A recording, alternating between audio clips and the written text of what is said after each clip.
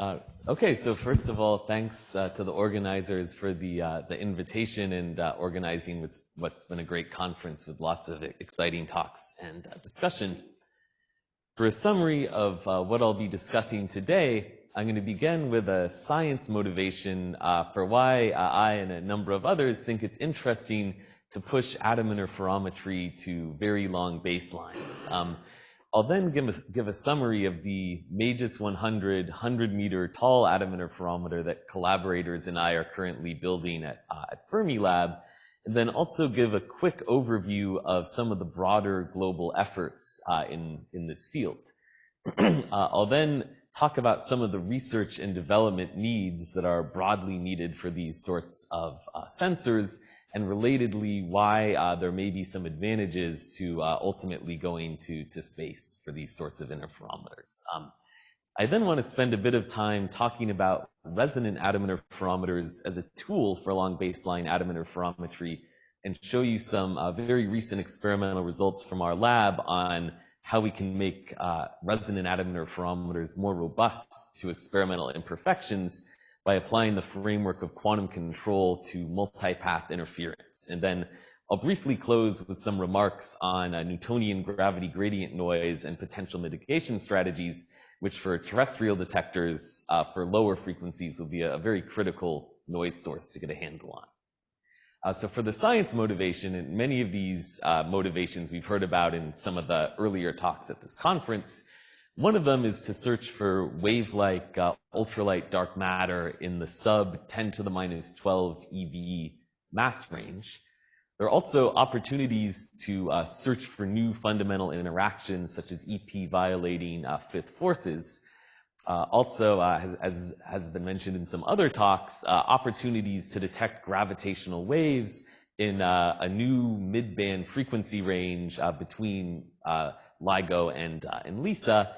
And also the promise of testing quantum mechanics at very macroscopic scales, where you could have atom wave packets delocalized by multiple meters and test fundamental decoherence mechanisms, and potentially also some recent proposals for nonlinear quantum mechanics. And I'll just spend a brief moment more talking about this motivation for looking for gravitational waves in the midband. One general motivation is that historically, whenever we've opened up a new frequency band or modality for astrophysical observations, for example, looking at new parts of the electromagnetic spectrum, we found something new and interesting, and we might hope the same to be true of the gravitational wave spectrum. But something more concrete that one could definitely see with a sufficiently sensitive midband detector is to observe the sorts of sources we already know are out there from LIGO observations, but earlier on in their evolution than LIGO has seen them. The midband also appears promising to look for cosmological signals from the early universe that could shed light on some of the high energy physics at those early times. One potential advantage is that the midband is a low enough frequency where such signals might show up, but not so low that white dwarf binaries, it may be possible to avoid noise backgrounds from white dwarf binaries. Although still seeing white dwarf binaries would be cool and fascinating, but at some point at low frequencies, they could become a noise background for other signals. The midband also appears promising for sky localization applications. For instance, for the sorts of sources LIGO sees in the last moments before a merger, many of those sources could exist and evolve in the midband for multiple months, providing time to triangulate where they are angularly on the sky and predict when they will happen, to give forewarning to electromagnetic telescopes, which could be really exciting for multi-messenger astronomy to be able to observe the run-up to coalescence. And then finally, there are also a number of astrophysical sources as well in the midband. And so to pursue these scientific goals, our collaboration, consisting of a number of institutions, is in the process of building the 100-meter tall MAGIS 100 atom interferometer in an existing underground access shaft at Fermilab. And in MAGIS 100, we plan to pursue these tests of quantum mechanics at large scales search for the wave-like dark matter and have it serve as a prototype mid-band gravitational wave detector that we hope could pave the way for a future full kilometer scale terrestrial detector, or perhaps also a spaceborne detector. Just to go through the measurement concept of how MAGIS and related instruments work, the idea is that we have atom interferometers consisting of freely falling atoms on either end of the baseline. And atoms freely falling in vacuum can serve as very nice inertial proof masses because they're not mechanically coupled to the vibration of the Earth. And then we also do atom interferometry using very narrow clock transitions so that the atoms can also effectively act as clocks to essentially measure the light travel time multiple times across the baseline. Because the atoms are serving as both inertial proof masses, but also clocks, we sometimes refer to them as a sort of active proof mass in this case. And then we would send multiple pulses across the baseline in order to coherently amplify the signal.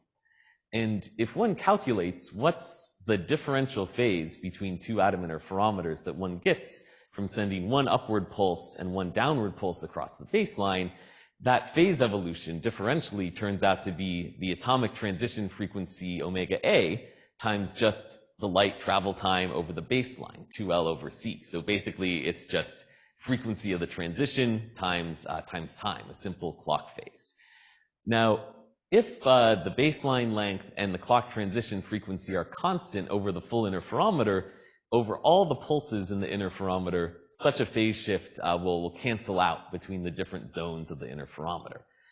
But if either omega A varies due to some ultralight dark matter during the duration of the interferometer, or the baseline length effectively varies due to some gravitational wave strain, that's a signal that one could look for. And so, as I alluded to in the last slide, to make this measurement scheme possible, we do atom interferometry as opposed to more traditional approaches using counter-propagating beams and multi-photon Raman or Bragg transitions. We'll be using atom optics based on single photon transitions of the 698 nanometer clock transition of strontium. And as we see in the case of optical atomic clocks, this transition has a nice advantage because it's a very narrow transition. It allows a superposition of ground and excited states with a large energy difference corresponding to a visible light photon, and that's useful for very precise timing measurements, and is the reason why it's used in so many clocks. Now you get something interesting when you use these clock transitions for atom interferometry, something that is sort of a hybrid of an atomic clock and an atom interferometer. And it's an atomic clock in the sense that the atom throughout the interferometer is in various superpositions of the ground and excited clock states. So you get clock-like effects, and you're sensitive to pulse timings.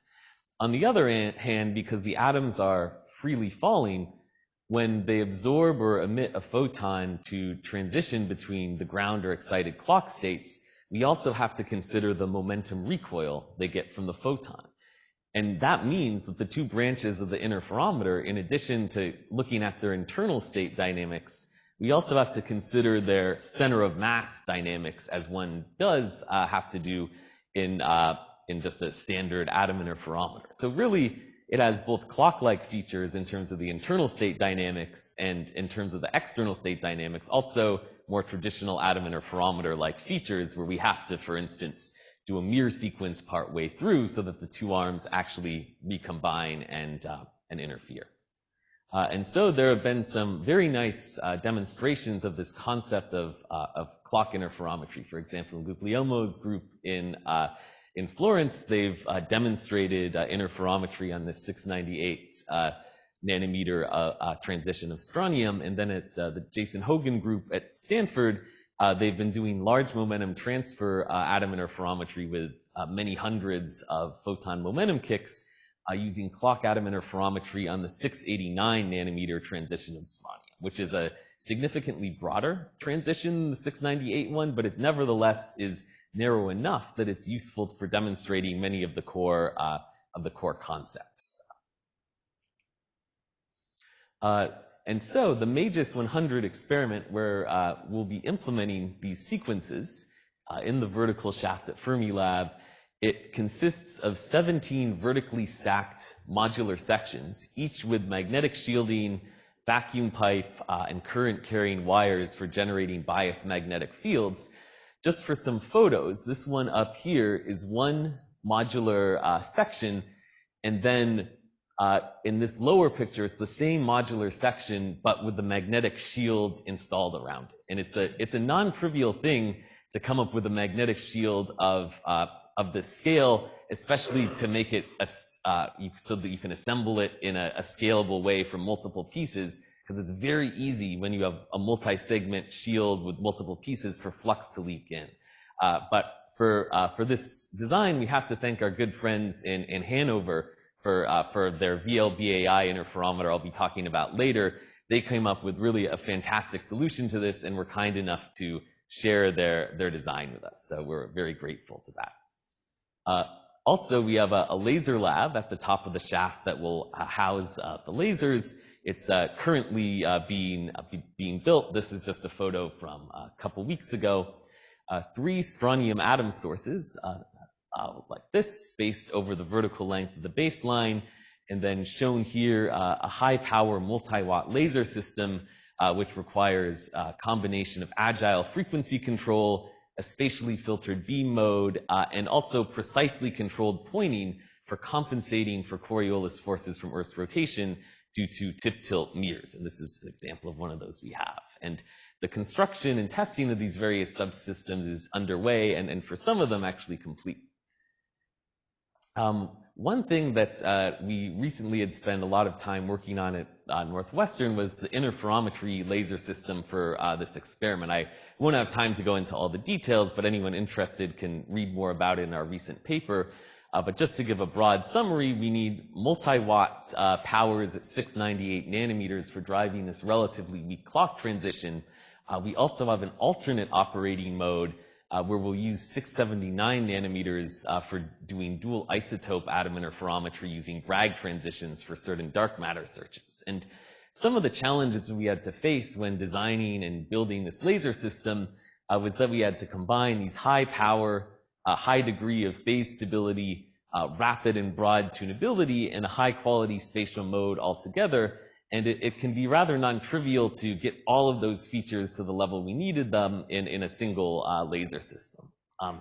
Also, we developed a new technique to cancel phase noise associated with passing the beam through an optical fiber, but instead of the more typical case of a CW beam, we found a technique that worked for the case of pulsed beams going through the fiber while avoiding phase transients associated with intermittently capturing the lock for active noise cancellation from the fact that the beam had a pulsed nature. And again, I don't have time to go through all of this, but we've now demonstrated this laser system and these techniques in the lab and are using the system for interferometry in our setup, which I'll talk a little bit more about later. And so now I'd like to just give some broader context in terms of global efforts in the area of long baseline atom interferometry. One thing that I think is really exciting is that there is a rapidly growing global community in this area.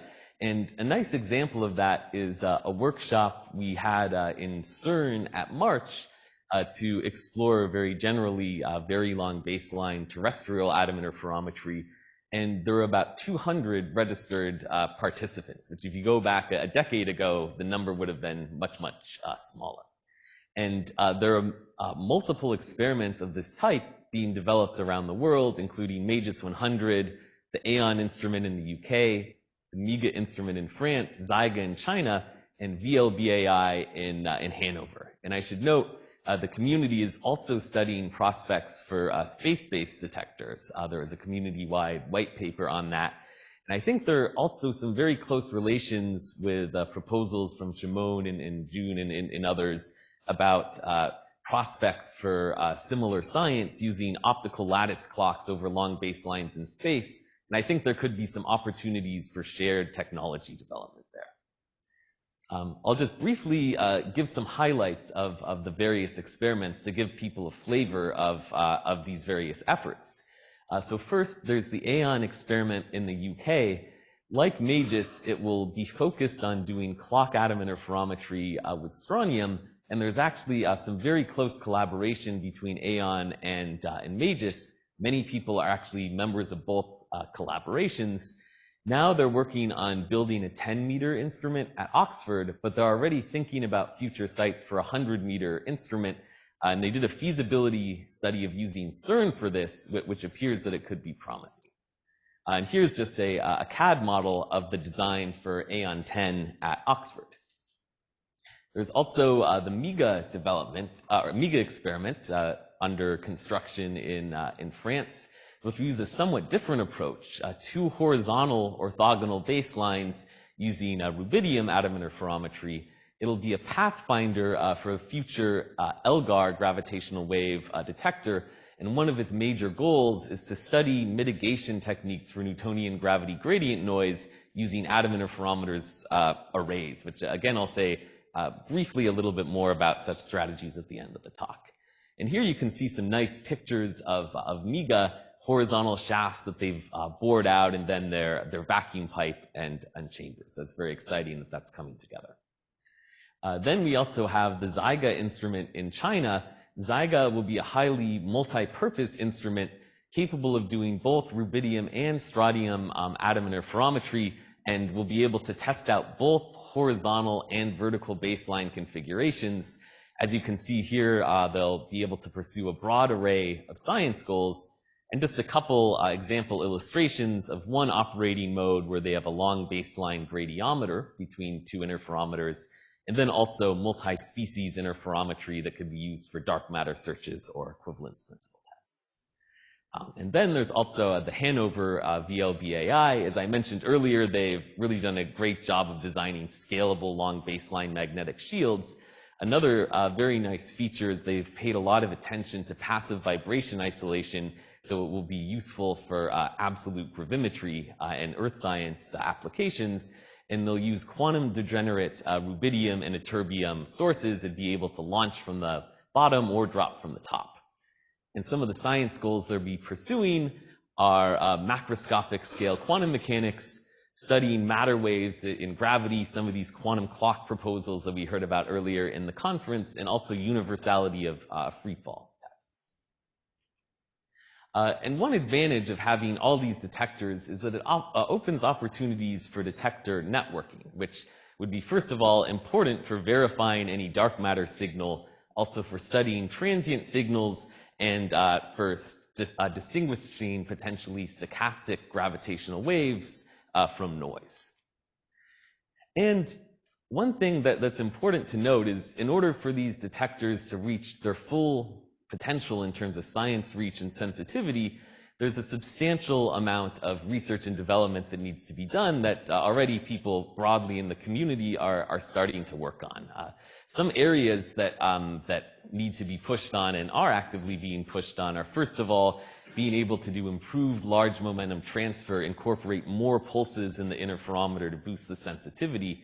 Some important directions are to develop even higher power laser systems in studying quantum control techniques to better mitigate imperfections in the pulses. Also, one will want to achieve improved phase resolution, which it'll be needed to get either higher cold atom flux, use spin squeezing, or quite possibly both of those together. Then also multiplexing multiple interferometers to increase bandwidth and the number of atoms that can participate at the same time. And very importantly, developing strategies for suppressing various sources of background noise. Gravity gradient noise is indicated by this orange band here being an important one. And you can see below a hertz for a terrestrial experiment that rapidly becomes very, very dominant. MAGIS 100 is, this is for the future. MAGIS 100 would, in its final configuration, would be somewhere up around there. Yeah. And I think this also points to some motivation for how going to space could be helpful. One thing is that by getting off of the Earth, you avoid these terrestrial gravity gradient noise sources, and you could then more realistically push to lower frequency gravitational waves. Also, the longer free fall time available in microgravity could help to boost your interferometer sensitivity. And also with the much longer baselines, that's a lever arm to increase your sensitivity, so it eases how far you have to push on the other areas such as phase resolution and number of laser pulses. Though in those areas, one still would need to do some development. And so now I want to transition a bit and talk about resonant atom interferometry, which is a technique envisioned for being very useful for many of these search modes in long baseline atom interferometers. The idea behind a resonant atom interferometer is that after an initial beam splitter, sequences of multiple back-to-back mirror pulses make it so that the two arms of the interferometer interweave to cross each other multiple times and form many loops. And what this can do is that if you have a signal that's oscillating at the resonance frequency of the interferometer corresponding to the frequency at which the arms cross each other, if you have n loops, you can actually amplify a resonance signal by a factor of 2n. And here, one can really think about this as a matter wave version of a lock-in amplifier or a dynamical decoupling sequence. The mechanism is essentially a direct analogy to that. Now, as with any resonant detector, it does come at the cost of decreased bandwidth. So in any search or measurement strategy, one has to factor that into play. But one nice thing about light pulse atom interferometry is that with the same hardware, just by changing your timing sequence through a computer, you can rapidly either tune around the resonance frequency or switch between a broadband and a resonant mode. So for example, you could scan around your resonance frequency until you try to find something interesting to measure. Once you identify it, you can zoom in on it with a resonant sequence. And I'll note that there have also been some interesting proposals recently about broadband dynamical decoupling sequences from Mariana and Dave and others. And I'll talk about now how recently in our lab we've been using the MAGIS laser system with the strontium-88 atom interferometer we have at Northwestern, using single photon transitions on the somewhat broader 689 line, but which nevertheless is a useful demonstrator for some of these methods. And so with these resonant atom interferometers, there are some experimental challenges that we have to reckon with. And namely, a key challenge is that due to inevitable experimental trade-offs that one has to make and experimental imperfections, there are limitations that arise on how efficient one can make a mirror pulse. This can be a very significant limitation if you want to do many hundreds of pulses. Just as one example of this, all else being equal, we would love to have as much laser intensity as we can get. With more laser intensity, we can get higher Rabi frequency, reducing our susceptibility to the Doppler detuning spread of the atom cloud. Also, for single photon transitions, especially when you're multiplexing many interferometers as we want to do in the future, how many pulses you can just squeeze into a given amount of time can actually be a significant limitation. So with higher Rabi frequency, you can squeeze in more pulses. Also for 2-photon Raman or Bragg transitions with higher intensity, you can detune further from the excited state and reduce spontaneous emission losses. And so one natural thing you can do is, to the extent possible, try to reduce your laser beam waste, within reason, of course, to boost the intensity. But you run into the issue then that because of the finite size of the atom cloud, you start getting intensity inhomogeneities across the atom cloud, which poses its own set of problems. And you can't make the atom cloud arbitrarily small. First of all, the cloud will expand over long measurement times. Second of all, lensing sequences that we often like to do to reduce the velocity spread of the atom cloud achieve that narrower velocity spread through a larger spread in position. And so what we've been doing in our lab is experiments on resonant atom interferometry with parameters where the RMS cloud radius is about 30% of the laser beam waste, and the Doppler detuning spread is about 10% of the Rabi frequency, which we think are reasonable parameters that one might find in a long baseline atom interferometer such as MAGIS and others. And if we do measurements, and this agrees with theory, of the pulse transfer efficiency for a single mirror pulse under these conditions, you get about 90%. And obviously, if you want to do hundreds of pulses, that seems problematic. And indeed, for just the simplest possible resonant/dynamical decoupling sequence, we see that the interferometer contrast rapidly plummets below 10% just after several resonant loops for these reasons. And so an approach we've been taking to try to overcome this challenge is to apply the general framework of quantum control to multipath interference.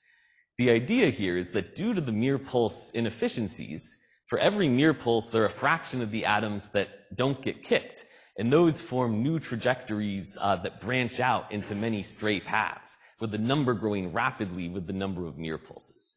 And so one often tries one's level best to avoid multipath interference from these many stray paths in atom interferometry, just because they can substantially complicate the system dynamics and make the experiment more difficult to understand.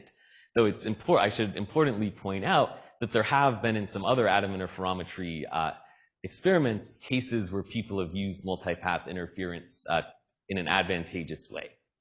And what we've found a way to do here is to leverage multipath interference to still be able to generate the signal we want in a resonant atom interferometer, despite essentially all of the atoms being lost to stray paths. In other words, the probability of an atom being kicked by each one of our, say, 500 mirror pulses to stay on one of the ideal interferometer paths that one would get with perfect transfer efficiency is very, very small. And to come up with the right pulse sequences, we use the framework of quantum control inspired by the general approaches taken in NMR, which often we draw inspiration from such things in atom interferometry. We say, as our control variables to control the dynamics of the system, we'll choose the different phases of the individual mirror pulses. So we'll leave those as variables. Our current approach is to calculate the ideal combinations of phases with an analytical approach, but we're also in the process of developing the needed infrastructure to test out gradient-based numerical quantum optimal control, either simulation-based or closed-loop-based, based on actual feedback from the experiments. But in our analytical approaches right now, the approach we take to actually calculating what set of control pulses is best is that we repeat groups of control pulses of a certain length. For example, we could repeat a group of 8 pulses, and then we choose the phases, calculate the right phases that will maximize the probability that stray paths will constructively recombine into a central family of trajectories that actually overlap with the ideal paths. Whereas destructive interference, multipath interference between the many stray paths, suppresses the probability of atoms spreading out away from the ideal path, spreading out from the center.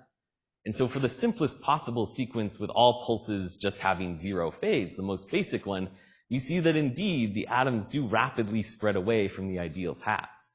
But if we do a somewhat better sequence, we can, through constructive and destructive interference, make the population more concentrated near the ideal paths. And in fact, an even better one, we can see that the population does spread out a bit, but after the 8-pulse sequence, it's recombined through interference back into the ideal paths. And we found that this actually does work quite well. As a demonstration of the resonant phase amplification, as a signal, we add in an alternating laser phase at the resonance frequency on top of the control pulse sequence. And as an example, for about 500 loops, we can indeed see a phase magnification of the signal by a factor of about 1,000, which is what we'd expect. And this is despite essentially all of the atoms being lost in stray paths. Again, essentially the probability of an atom being kicked by every mirror pulse efficiently is about 0. The contrast still up to 500 loops remains within an order of within an order 1 factor of the best possible contrast we could get in this system due to the fundamental spontaneous emission limit. And this is, again, for comparison, if we don't do these quantum control strategies, the contrast kind of dies off after just several loops. So we're really getting a couple of order of magnitude gain from these control strategies in terms of the number of loops we can do. Finally, I'll wrap up quickly. Just as a demonstration of how small of an alternating phase can we resolve, we tried to sort of make the slope at which we change the phase smaller and smaller and smaller, see how small of sort of a slope of applied alternating phase versus interferometer phase could we measure, but we eventually saw that this plateaued. As a function of the applied phase, the interferometer phase was flat, then jumped, and was flat again. And then we had to go back to the specs of our DDS frequency synthesizer that was ultimately controlling the phases. And when we looked at its digitization specs, we actually found that this was perfectly expected. We're just resolving the digitization resolution of the DDS, which had 16 bits. And so just one last remark on gravity gradient noise, which, as we saw earlier, is an important noise source for terrestrial atom interferometers below a hertz. The idea here is that although the atoms are not mechanically coupled to seismic vibration, so there's a big win there, we're not quite home free, because seismic waves going through the Earth still cause density fluctuations in the surrounding mass, which couple gravitationally to the atoms. And it's a much smaller effect, but if we're really trying to push to the ultimate limits, it becomes an important effect. This essentially causes an oscillating gravity gradient that could, if one's not careful, mimic a gravitational wave. But in an idea that originally came out of the MEGA collaboration, and we've also been thinking about this ourselves recently, is that a potential mitigation strategy is to have an array of multiple atom interferometers along the baseline, and to look at correlations between those interferometers to distinguish the expected nonlinear dependence of the GGN signal from the very linear dependence one expects from a gravitational wave or dark matter signal. And so some initial simulations results show that that could be promising, but I should emphasize that a lot more work is needed in this area. We need to incorporate, for instance, more realistic geophysical models in our simulations, and also ultimately test this experimentally. And the mitigation does become more and more difficult as you go to lower and lower frequencies. So for the lowest frequencies, I think there's no way around going to space if you want to access those. Okay, and so to conclude, I think that long baseline atom interferometry is a promising technology for of several fundamental physics applications. One thing that really encourages me is that this field is really blossoming around the world, and there are lots of opportunities for collaboration in developing the technology and detector networks. We still have a lot of work to do in terms of the research and development, and so that work is starting, but there's a lot more to go. And there are some significant advantages to potentially going to space. So I'd like to thank all the collaborators and many people who have contributed to this, and thanks for your attention.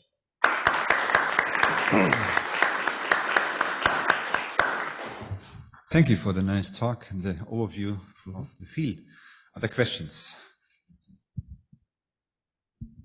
Hey, thanks for the beautiful talk. In the last question about last slide you showed about the GGN, is this a problem due to the vibration of your mirrors, or is it mimicking some kind of self-gravity problems of the apparatus? I think that the biggest problem for GGN is that if we have our atoms, let's just say we had one atom interferometer at the top and one atom interferometer at the bottom, and we wanted to do a differential measurement between them. So for example, if we're searching for a gravitational wave, we're looking for some oscillation, not hopefully from a gravitational wave, in the relative position between them. But the issue with the GGN is that when the seismic wave comes through, it perturbs the density of the surrounding ground, and then just from the fluctuations in the density of the ground, it causes the gravitational acceleration experienced by the top atom and the gravitational acceleration experienced by the bottom atom to be different from each other and actually oscillate in our frequency band of interest. And so it could mimic a gravitational wave. And the way that we hope might be a path to help mitigate this is, for example, vertically, the Rayleigh waves, which are at least the most dominant effects here, they tend to have an exponential effect, decay with depth. And so the acceleration versus height from the gravity gradient noise wouldn't actually be a linear gradient. It would be an exponential fall off with depth. And if you have just 2 points on either end, with 2 points, you don't know the difference between a line or some exponential interpolating between them, so you just have no way of knowing. But if you have multiple points, then maybe you could hope to at least at some level, distinguish those types of scalings. Yeah, can I ask another question on the feasibility? Basically, did you look at the source, let's say, properties over these 100 meters and how you could collimate your clouds and for all of this, like large times and things like this? Yeah. So that is definitely something we've looked at in terms of lensing sequences and such. And so we think if, we kind of, the plan would be to likely do a bit of evaporative cooling and then do lensing. And I think you could get pretty far by being in the nanokelvin regime, at least for with the 10-meter launch on either end of the baseline. If you wanted to do some operating modes where you launch from the bottom and all the way up and down, so there's more expansion time, maybe one would want to go colder with more extensive evaporative cooling and lensing. But yeah, it's definitely something we've looked at. There was a question here. The same thing. Okay.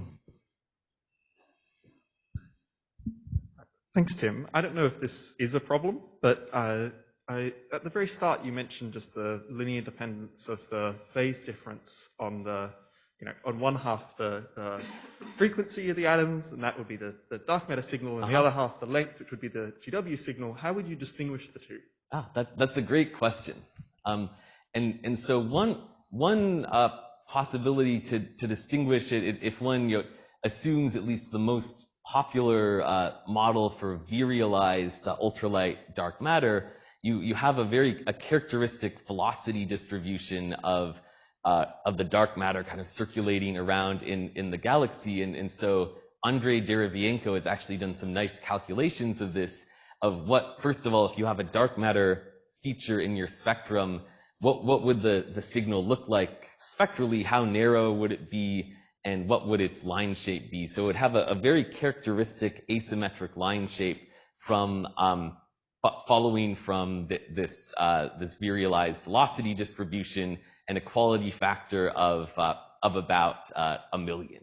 Whereas a gravitational wave, at least from many of the astrophysical sources, like let's say, for example, we consider some sort of neutron star or black hole binary that might start off in the midband. You have the binary orbiting, but then as it emits gravitational waves, the in-spiral comes in, the frequency gets higher and higher and higher until it eventually chirps, and then perhaps LIGO may see it, and maybe you could even see it independently with gravitational waves. So sort of like if you look at the LIGO plots of frequency versus time that they see, one could also here do a similar sorts of strategies. Now if you're looking at potentially stochastic gravitational waves, you maybe don't have that type of behavior, but one other lever arm you could look at is that gravitational waves have this distinctive property that they're quadrupolar in nature.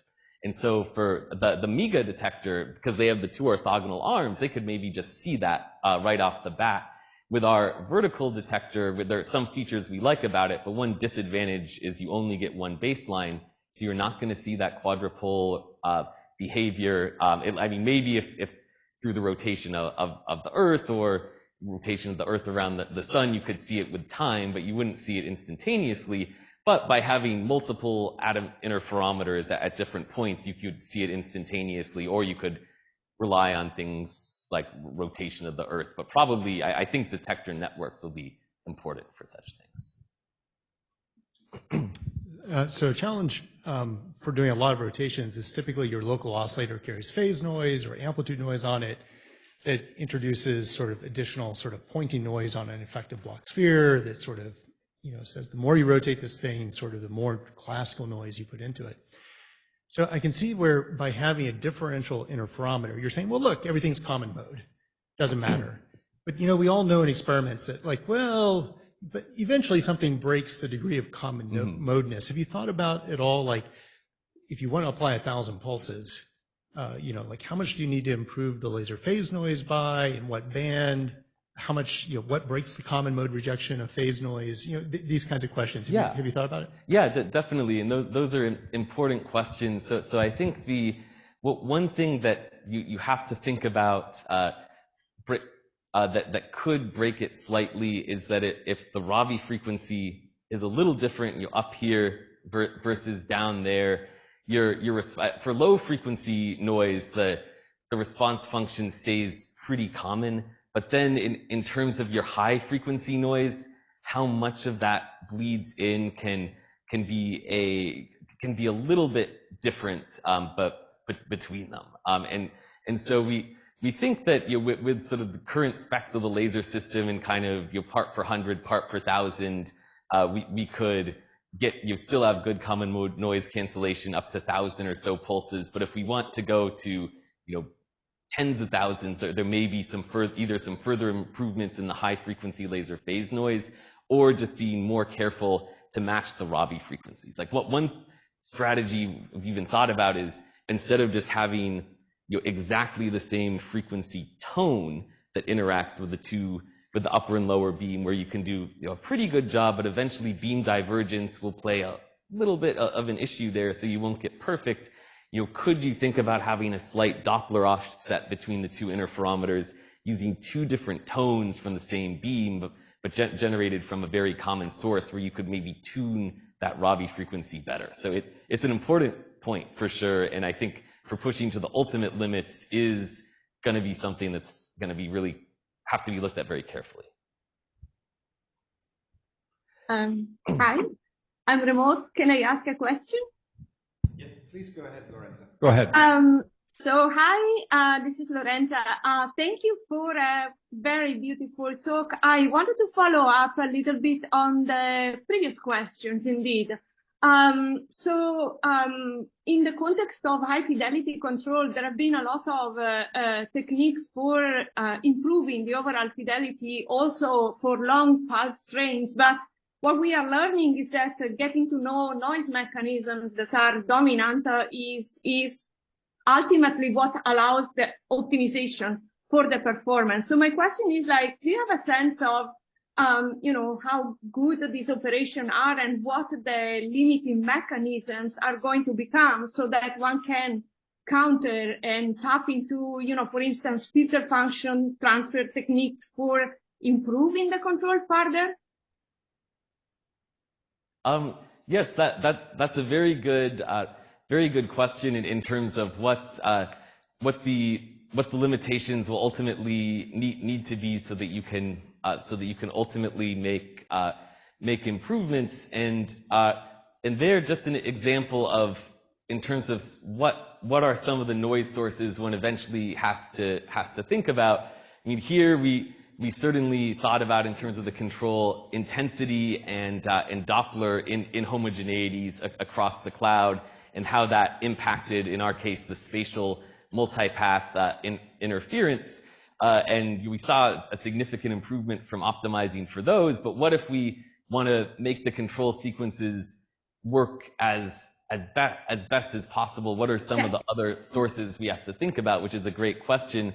I think one that you can start to put into an optimization is, say, related perhaps to James's question, is what if you're, in addition to this sort of more static noise, what if you have some time-dependent fluctuations in your laser phase and your laser intensity? One can measure such things, and when you're trying to calculate the best possible pulse sequences, can you put that in to your optimization process? That's not something we're doing at the moment, but it's something that could be done.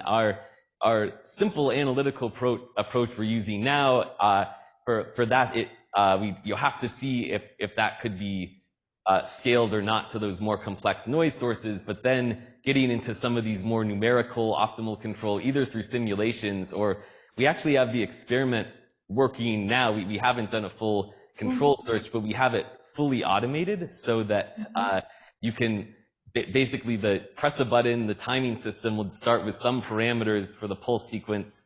It applies the pulse sequence. It can then get a fringe, measure the contrast and phase, check that the phase is sensitive in the way you want, And then we can program in some sort of gradient algorithm or potentially other algorithms to then modify the pulse sequence and also optimize just with the experiment. And so we're still in the early stages of setting up for that, but I think incorporating other noise sources such as time-dependent noise either into simulations or perhaps just naturally occurring from more of a closed-loop optimization is something I'm really interested in. And we'll see how much. One thing I'm curious to see is how much better will that do than our current analytical approach, or will it converge to something similar to our analytical approach, or will it get stuck in local maxima that aren't as good, and will we have to think about other search strategies to pull our way out of the local maxima? So I think there's much more room for investigation there. So that's something we're looking forward to.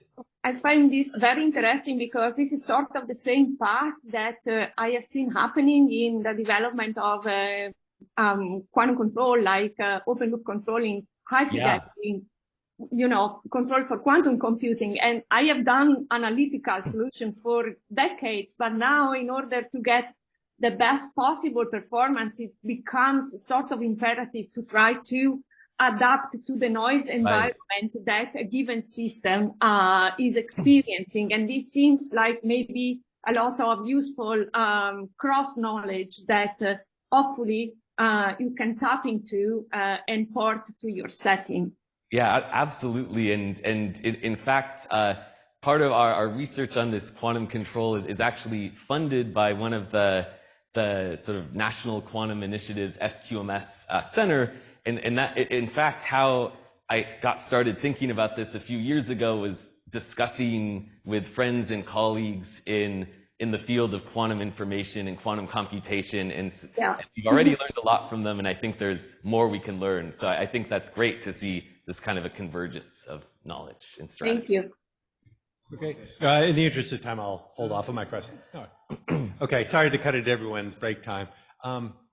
A great talk, Tim. Very exciting prospects for this. So with a 100-meter vertical distance, it would seem that your path length is affected by the Coriolis effect of the Earth. So it's a longer path. So to what extent is there a sensitivity to the Earth's rotation rate, so nutation and precession and the like? Yes. To a very big extent. And in fact, that's something, I actually should have put the slides in that talk, because we've recently been working on finishing up a paper on how does one do Coriolis compensation for longer baselines. The trick we played at the 10-meter scale was you send your laser pulse down, it bounces off a retroreflection mirror at the bottom, you put that mirror on a piezo tip tilt stage, and just if you're doing multiple transitions, you just rotate that single mirror from the bottom against the rotation of the Earth to compensate for the Coriolis forces. And so what we would see at the 10-meter scale is just for a 2H bar K interferometer, couple seconds, 10 meters up and down, already you get big velocity-dependent phases from the Coriolis force. And if you spatially resolved through a sort of point source interferometer, where you expand from a little point so that by the time you detect, there's a good correlation between final velocity and final position on the camera, you'd actually see a couple spatial fringes across the cloud from the Coriolis effect. So some of the initial results actually were to use that to make a gyrocompass. Unintentionally, this was the Kasevich 10-meter fountain, and the original goal was not to do anything to make a gyroscope, but it unintentionally made a great gyrocompass, actually. But then the strategy that has been used by a few groups around the world is just counter-rotate the mirror between pulses against Earth's rotation, and that's worked really well. The only issue is that at the 10-meter scale, you counter-rotate against the Earth for a few seconds, and you say, all right, you misalign by about 100 microradians over a 10-meter baseline. That's about a millimeter. Your beam is maybe a centimeter. So, okay, so it's not so bad.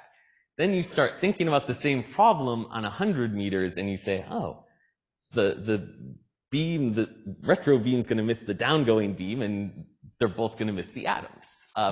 And so there are a couple strategies we're thinking about for that. One is that we've designed a different approach to the laser beam path where, I mean, I can go back to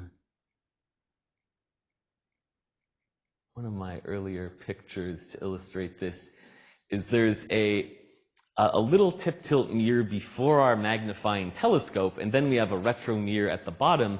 And the game we play is that by positioning this sort of axis or point of actuation of the angle appropriately before a telescope and choosing the correct magnification of the telescope, we can actually, and then we use the retro mirror at the bottom to send the beam back where it came from, we can actually choose the point about which the interferometer beams pivot. So if we imagine, for instance, a dual isotope dark matter search mode, we launch the two species together from the bottom all the way up. We can, in fact, by carefully choosing the initial launch angle at the initial angle of the beam and where the beam pivots, we can make it so that whenever we apply the pulses, that the lasers coincide with the atoms. For a gradiometer mode, it's a little trickier, but you can still play a similar game if you offset the initial atomic atom positions and velocities by a little bit. Now, one thing is, that I've thought about, and I don't know if there's really an answer to this yet, is that in a kilometer baseline, I mean, still the beam has to rotate. If you want to play this game, you're talking about big deflections, big vacuum tubes, big optics. And so there is another approach that we're nominally thinking about, which is to, people have demonstrated that instead of the most basic Mach-Zehnder interferometer, if you just do a few loops, it doesn't even have to be a whole bunch of loops like we did in this resonant demonstration, but if you just do a few, that's an alternate way to suppress the Coriolis force. The only problem, though, is that then cuts off your response to DC and lower frequency signals, so you do pay a price in terms of how low a frequency you can measure. For gravitational waves or dark matter on Earth, where you're maybe looking above 1/3 of a hertz anyways, that's maybe not such a huge price to pay for getting around this rotation compensation. But if you wanted to do something like dual isotope interferometry to look for much lower frequency dark matter, or even to think about, if one wanted to think about an equivalence principle test over the long baselines, that would start to be a limiting factor. So for the kilometer scale, the best I have is that we may have to do these types of sequences that do cut off the frequency response at the lower end, or just engineer our way out of the problem with making things big. Or maybe there's another solution we haven't thought of yet that's more clever. But in any case, to sum up, the rotations are important, and there's one thing we've had to wrestle with a lot. All right, I think we are ready for the coffee break. Thanks, both speakers.